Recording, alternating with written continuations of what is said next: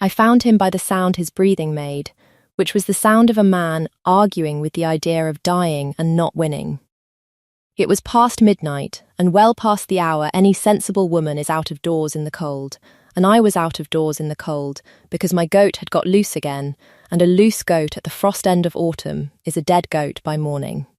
So I had a lantern and a temper and a shawl I was losing, and I came down the back lane past the old root cellar, and there in the dark between the woodpile and the wall was a great dark shape that turned out, when I lifted the light, to be a man bleeding into the dirt.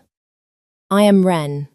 I am 23, a healer's daughter, and a healer in my own small way. The lowest ranked Omega in a village that does not have very many ranks to be lowest of. I have set bones and pulled fevers and closed more wounds than I can count, and I knew within 3 seconds of lifting that lantern that this man would be dead by dawn if I left him, and dead a little slower if I helped him, because a stranger bleeding in the dark at the frost end of autumn is a stranger somebody put there. I helped him anyway. I want that on the record, since the record came to matter so much later. Nobody made me. I could have walked past. I knelt in the cold mud and got my shoulder under his arm, and I made the decision before I knew one single thing about him, before I knew his name, before I knew what he was worth, before I knew there were riders. I got him into the cellar.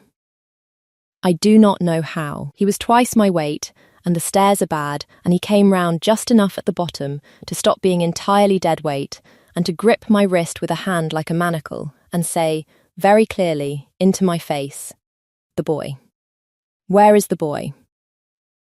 There was no boy.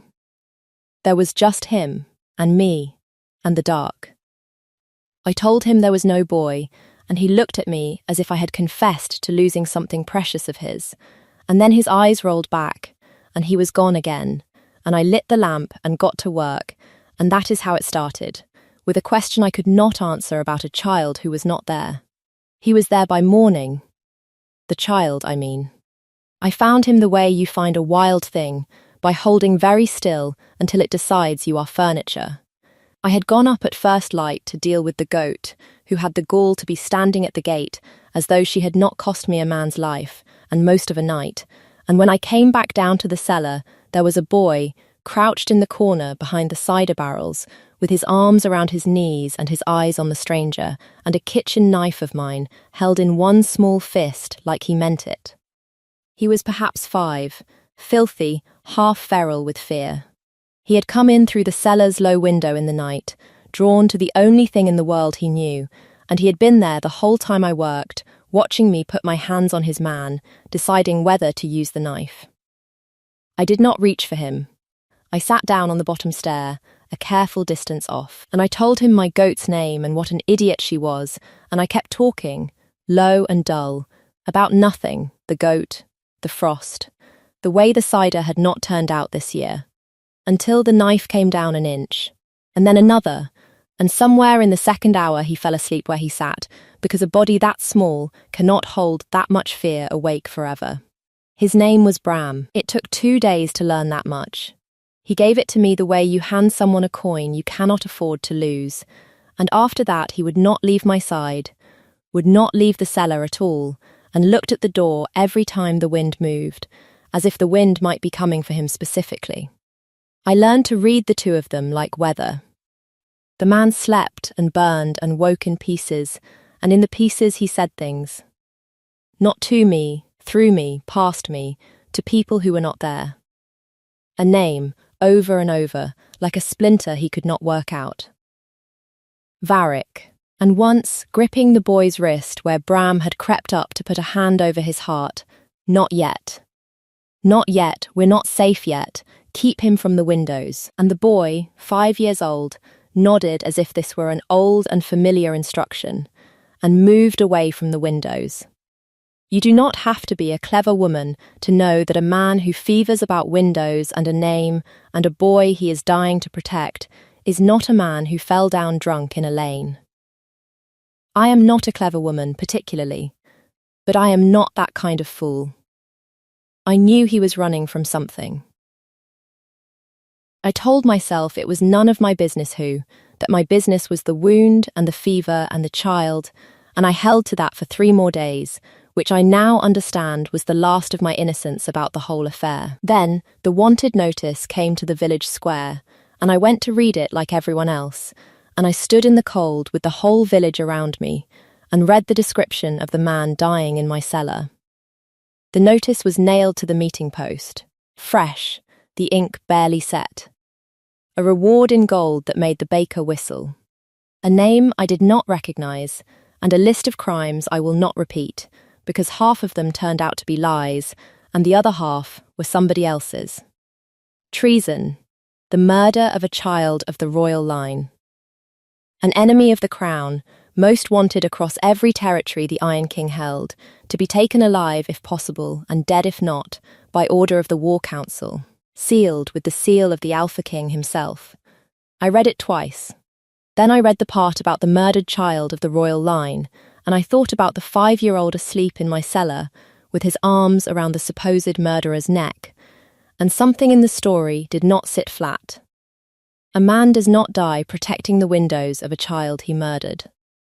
I went home the long way, the way that did not pass anyone's eyes, and I stood at the top of my own cellar stairs for a long time before I went down. Because here is the thing nobody puts on a wanted notice. The moment you read one, you are no longer a woman who found a stranger in a lane.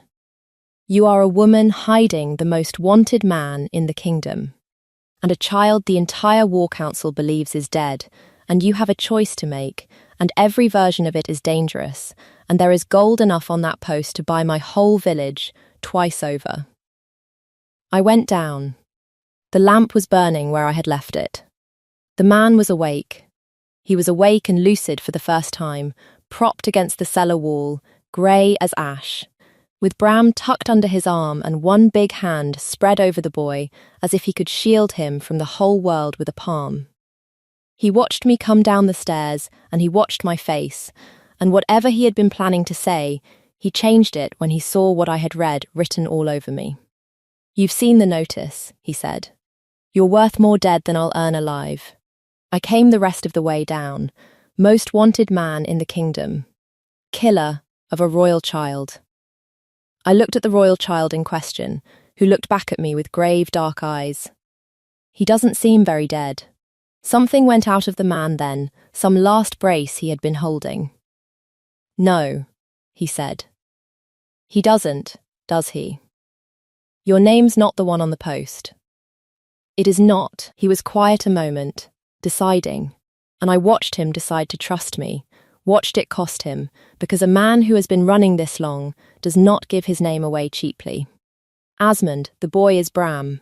He is the heir of the Western Hold, and the only living one, and the man whose seal is on that notice, has spent a year telling the kingdom I cut this child's throat." His hand tightened on Bram's shoulder. "I have been carrying the proof that I did not across 4 territories with a hole in my side, trying to reach the one person who would believe it, and I did not reach him. And now I am bleeding in a stranger's cellar, and the stranger has read the lie before I could tell her the truth." "Who?" I said. "Who's the one person?" He looked at me, and the answer was the worst possible answer, and he gave it anyway. "The Alpha King. Soren, he sealed the notice for my death. A breath.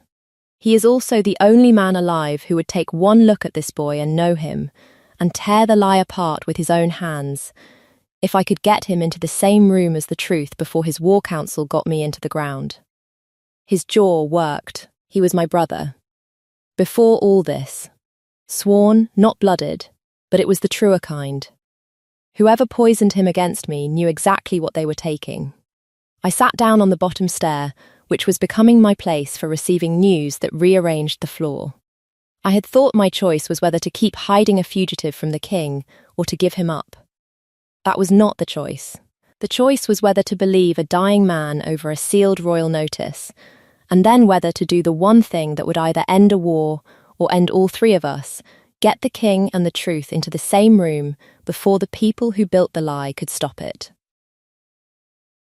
I have never in my life wanted so badly to have walked past a man in a lane, The riders came the next morning, and they came in the king's colours, and the king was with them. You hear an alpha king before you see him, not because he is loud, because the world goes quiet in front of him the way a field goes quiet before weather, every bird and dog and gossiping woman falling still. And you look up to see why, and there he is. Sauron of the Iron Reach came down my frostbitten lane on a horse the colour of storm, with 30 warriors at his back, and his war council riding close, and I stood in my own doorway with my hands wet from the wash, and understood that the lane I had dragged a dying man up 4 nights ago was about to become the most important place in the kingdom, and that I, Ren, lowest omega of a nothing village, was standing in the door of it. He was not what the notices made him sound. The notices made him sound like a blade. He was more like the weight a blade comes down with. He dismounted without hurry and looked at my cottage and looked at me, and there was a tiredness in him under the iron that no one had put on any post, the particular grey exhaustion of a man fighting a war he grieves.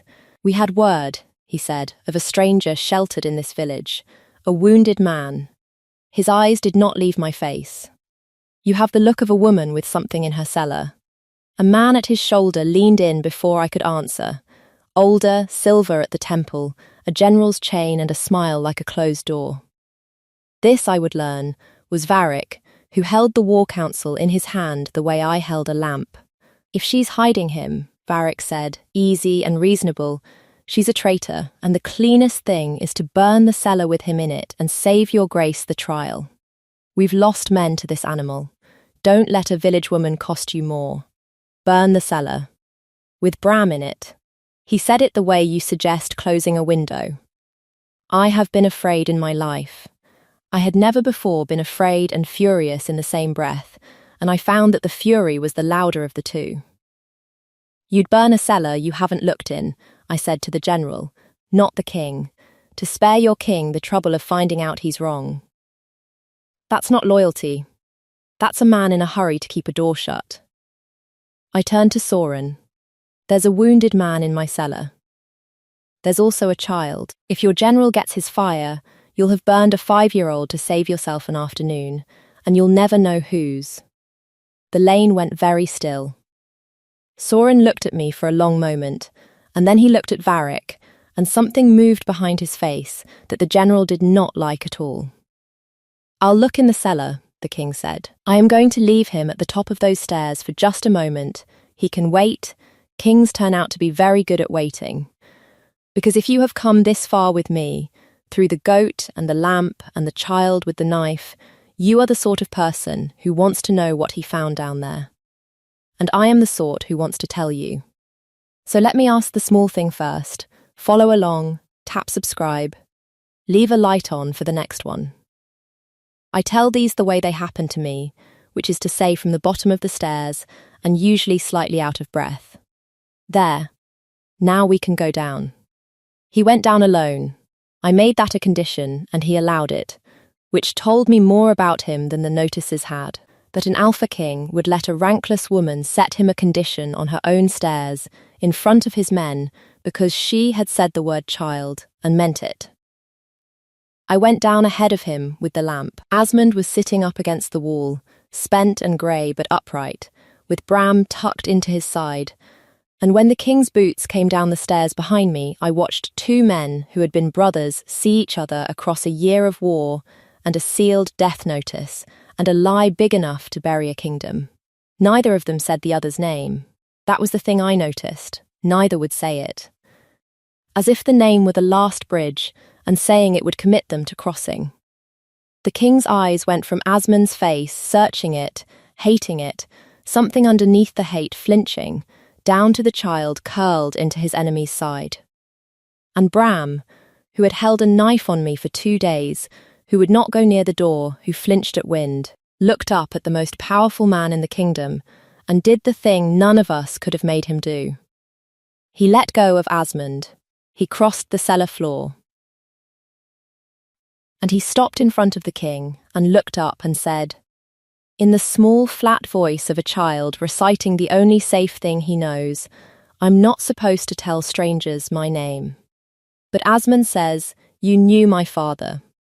I watched the Alpha King go down on one knee on my cellar floor, slowly, the way a wall comes down, and I watched him look into the face of a child the entire kingdom believed he had failed to save. A child wearing a dead man's eyes, and I watched the war go out of him and something far worse come in, because if the boy was alive, then everything Sauron had done for a year, every campaign, every name on every notice, every grave, had been built on a lie, and he was kneeling in the wreckage of it on a dirt floor by the light of my one lamp. Bram, he said. Just the name. It broke in the middle. It was, I think, the first time in a year anyone had said the child's name as if he were alive. Bram seemed to feel the weight of it. He reached out and patted the king's iron shoulder twice, gravely, the way you comfort a horse, and said, "It's all right. Ren has a goat." I would like to tell you the truth came out clean after that, and the war ended, and we all went up the stairs into the sun. That is not how lies die. Lies have people keeping them alive. And the man keeping this one was standing in my lane with a general's chain and 30 of the king's own warriors, and he had heard the king say the dead child's name. Varric moved that night, because men like Varric always move at night, and because he understood before the rest of us that a living heir and a breathing Asmund were two truths that would cost him his head by morning. The king had taken rooms at the village's one inn and posted men and given orders that nothing was to happen until daylight, until he could hear the whole of it. Reasonable, kingly, it assumed the danger was something you could post a guard against. The danger was inside the guard. I was in the cellar, because I would not leave them. With the lamp turned low and Bram finally asleep across my lap, and Asmund drifting in the grey between waking and not, when I heard the cellar door open at the top of the stairs that should have been bolted and was not, because Varric had spent the evening being the helpful general who checks the bolts. He came down with a knife and no torch, and he was very good and very quiet. And he had clearly done this kind of work before. He had a story ready for the morning. I could see it on him the way you see a man's next 3 moves. The fugitive, cornered, had taken the woman and the boy with him. A tragedy. The general had arrived too late. 3 bodies and a closed door and the lie safe for another year. He came for Asmund first, because Asmund was the proof that could speak. I did not think. There is a great deal of nonsense talked about courage, about deciding to be brave, and none of it is true, or at least it was not true on my cellar floor at the dark end of that night. I did not decide. I put the sleeping child off my lap, and I put my body between the knife and the man who could not get up, and the blade that was meant for Asmund's throat went into my shoulder instead, and the pain of it was a white noise that ate the whole world for a moment. But I had got what I needed, which was noise. I had screamed, not from fear, on purpose, the loudest sound I have ever made in my life, and a scream in the dead quiet of a guarded village at the dark end of night does a thing a knife cannot do quietly. It brought the king.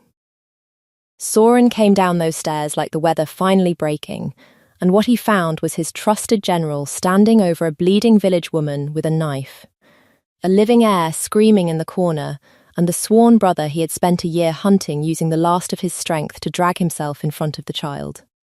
There is no story Varric could have told that would survive that tableau, and I watched him understand it, watched the smooth go out of his face, watched him reach for the only move he had left, which was to finish at least one of us before the king's hands closed on him.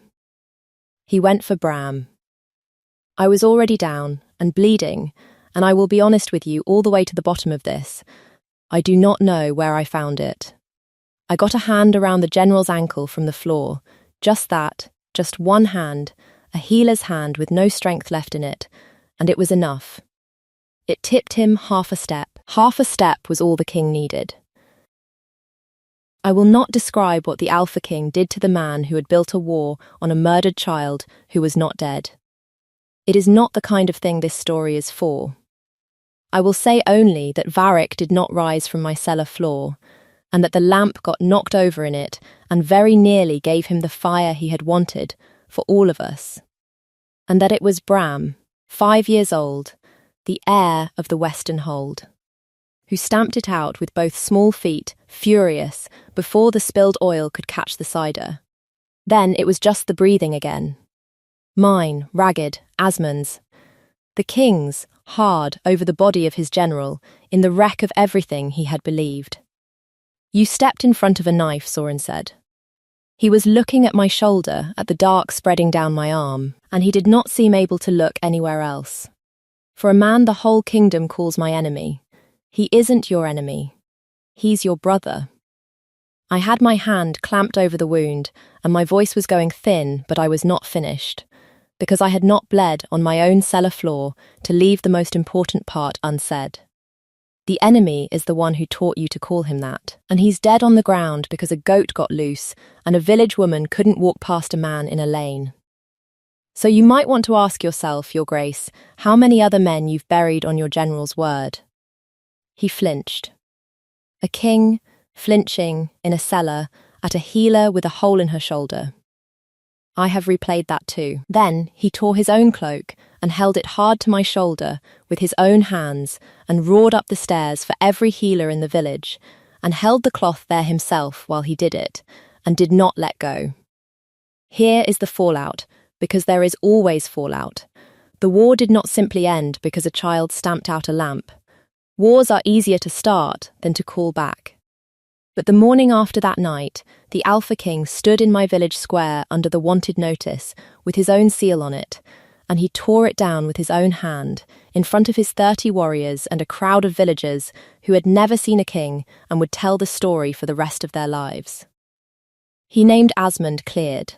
He named Bram living and heir and under the crown's protection. He named Varric traitor over his own grave, and named the men of the war council who would answer for the year of lies.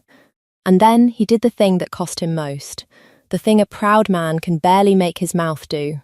He said, aloud, before everyone, that he had been wrong, that he had let grief make him certain, and certainty had made him a weapon in another man's hand.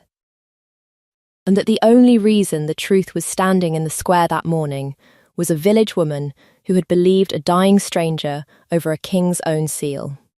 He looked at me when he said the last part. The whole square looked at me. I had a shoulder bound up to the neck and one arm in a sling, and Bram attached to my good hand with the grip of a much smaller manacle. And I had never in my life been looked at by so many people at once, and I discovered I could bear it, which surprised me more than anything else that week. Edric, the king's second, a steady man who had been one of the few on that council to doubt Varric out loud and pay for it, came to me privately after and bowed. To me. An Omega from a village with one inn. He doesn't bend, Edric said of his king. I've served him 11 years. He doesn't bend for anyone. He looked at where the king stood with Bram now climbing him like a tree. He bent in your cellar. It is the turn of the year now, hard winter, the kind that makes you grateful for a cellar and a lamp. I did not go back to my village, in the end, though I go often, and the goat, who started all of this, and has never once been held accountable, has the run of a stable far better than she deserves. I am at the Iron Reach, where the great hall has a wolf throne and a library that smells of cold stone, and a kitchen I am not allowed to work in, which we are still arguing about. Bram is here, growing less feral by the week, sleeping through more nights than not, learning that windows are only windows. He calls me Wren still, not anything grander, and he calls Asmund his and the king his in a way that has knit those two brothers back together more surely than any treaty, because it is very hard to keep hating a man a child loves in front of you. Asmund lived. He limps, and he will limp for good, and he stood as the boy's sworn shield again at the midwinter court, with his name restored over the door of the Western Hold, and the first time he and Soren laughed at the same thing in the same room I had to leave, so that neither of them would see a grown woman cry over two men remembering they were brothers. And the king. The king courts me with all the grace of a man who has commanded armies and never once asked anyone to dinner. He is formal where he should be easy, and silent where he should speak, and he leaves things, books mostly, on healing, which is either very thoughtful or a hint about my shoulder. I have not decided.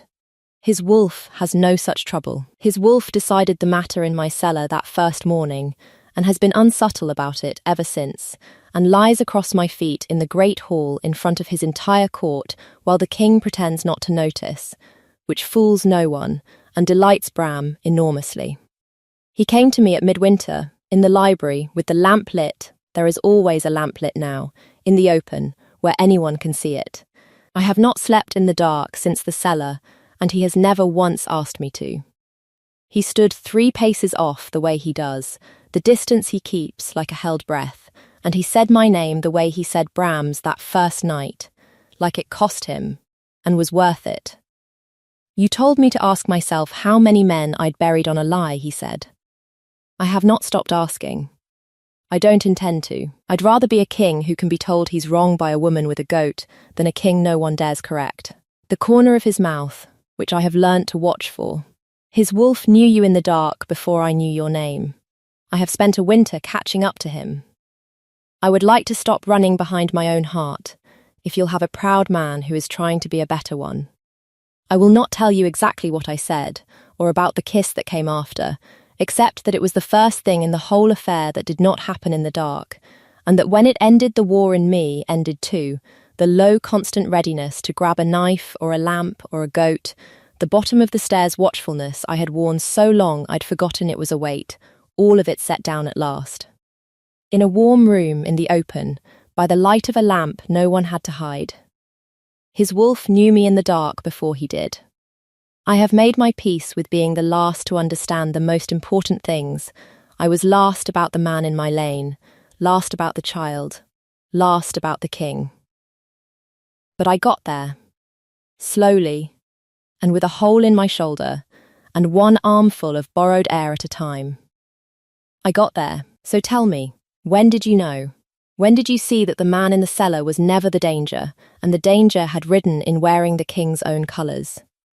Come find me in the comments and tell me how early you caught it, because I caught it late, the way I catch everything, from the bottom of the stairs.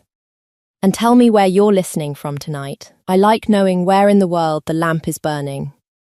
If this one kept you up past a sensible hour, stay. There's always another, and there is always, I promise you, a goat. Subscribe, and I'll tell you the next one the way it happened to me.